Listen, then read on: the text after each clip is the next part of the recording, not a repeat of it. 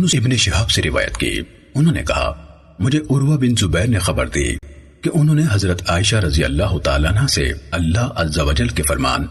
اگر تمہیں خدشہ ہو کہ تم یتیم لڑکیوں کے معاملے میں انصاف نہیں کر پاؤ گے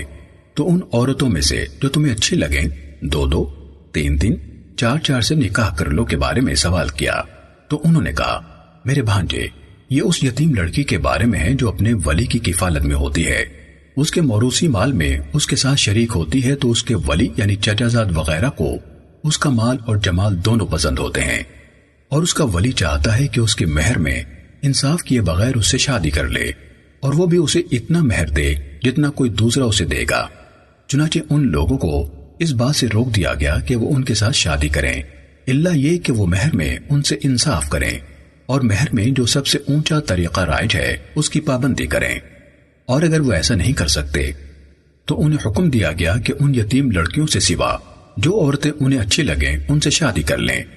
عروہ نے کہا حضرت عائشہ رضی اللہ تعالیٰ عنہ نے فرمایا، پھر لوگوں نے اس آیت کے بعد رسول اللہ صلی اللہ علیہ وسلم سے عورتوں کے حوالے سے مزید دریافت کیا تو اللہ عز و جل نے یہ آیت نازل فرمائی، اور یہ آپ سے عورتوں کے بارے میں دریافت کرتے ہیں، کہیے اللہ تمہیں ان کے بارے میں فتویٰ دیتا ہے، اور جو کچھ تم پر کتاب میں پڑھا جاتا ہے وہ ان یتیم عورتوں کے بارے میں ہے جنہیں تم وہ نہیں دیتے جو ان کے لیے فرض کیا گیا ہے، اور رغبت رکھتے ہو کہ ان سے نکاح کر لو۔ عائشہ رضی اللہ تعالیٰ عنہ نے کہا جس بات کا اللہ تعالیٰ نے ذکر فرمایا ہے وہ کتاب میں تلاوت کی جاتی ہے، وہ وہی پہلی آیت ہے جس میں اللہ فرماتا ہے اگر تمہیں خدشہ ہو کہ تم یتیم لڑکیوں کے بارے میں انصاف نہیں کر پاؤ گے تو دوسری جو عورتیں تمہیں اچھی لگیں ان سے نکاح کرو۔ حضرت عائشہ رضی اللہ تعالیٰ عنہ نے کہا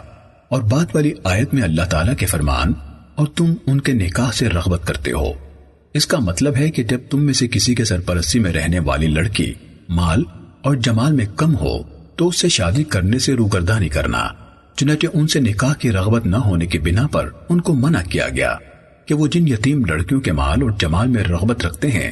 ان سے بھی شادی نہ کریں، الا یہ کہ مہر میں انصاف سے کام لیں۔ صحیح مسلم حدیث نمبر 7528۔ ابو اسامہ نے کہا ہمیں ہشام نے اپنے والد سے خبر دی، انہوں نے اللہ عز و جل کے فرمان اور یہ لوگ آپ سے عورتوں کے بارے میں سوال کرتے ہیں، کہیے اللہ تمہیں ان کے بارے میں فتویٰ دیتا ہے، مکمل آیت کے بارے میں حضرت عائشہ رضی اللہ تعالیٰ عنہ سے روایت کی، انہوں نے کہا یہ ایسی یتیم لڑکی کے بارے میں ہے جو کسی آدمی کے پاس ہوتی ہے، شاید وہ ایسی بھی ہوتی ہے کہ وہ اس کے مال میں حتیٰ کہ کھجور کے درختوں میں بھی اس کے ساتھ شریک ہوتی ہے، وہ خود بھی اس سے روگردانی کرتا یعنی اس سے شادی کرنے سے اور کسی اور کے ساتھ اس کی شادی کر کے اس شخص کو اپنے مال میں شریک کرنے کو بھی پسند نہیں کرتا تو وہ اسے ویسے ہی رہنے دیتا ہے۔